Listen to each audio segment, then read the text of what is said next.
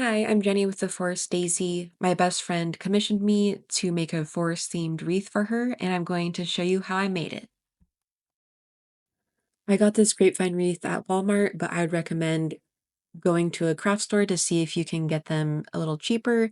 This unfinished welcome sign from craftoutlet.com. Mushrooms are from Amazon, and I believe this moss was from Dollar Tree.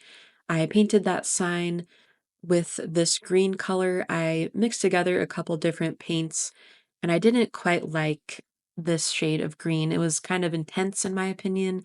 So when I dried that, I went over it again with a sage green color, but then I was nervous that it was like too light or sort of had a blue tone to it, but I asked my friend and she approved. So when I dried that, I sealed it with some Mod Podge to help give some protection from the elements.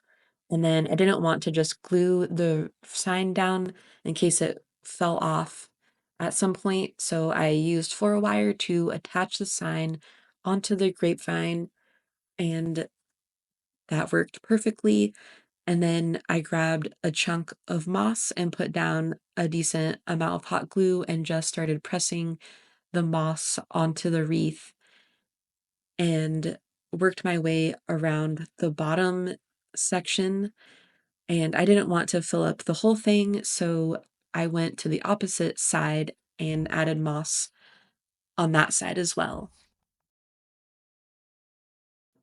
I thought it needed something extra, so I had this moss in my stash, is Spanish moss from Dollar Tree, and I took pinchfuls of that and glued it in separate sections on top of the green moss, and I liked that it kind of gave that contrasting color and looked more natural, like something you might actually see in the forest.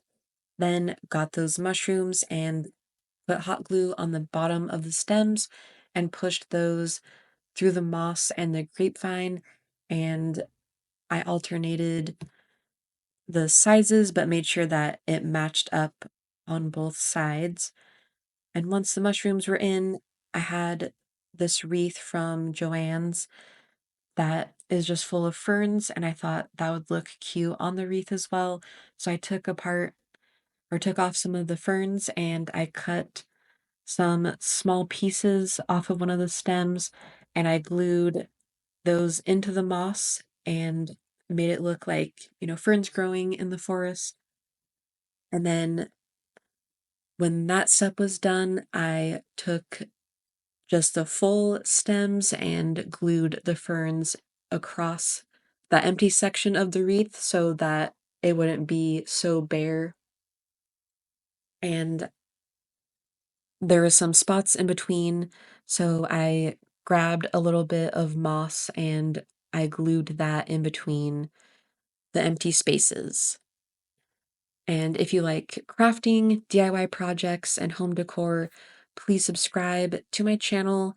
Also, check out my social media pages and my website. I do have some products on there, and I add things on there for different seasons and holidays.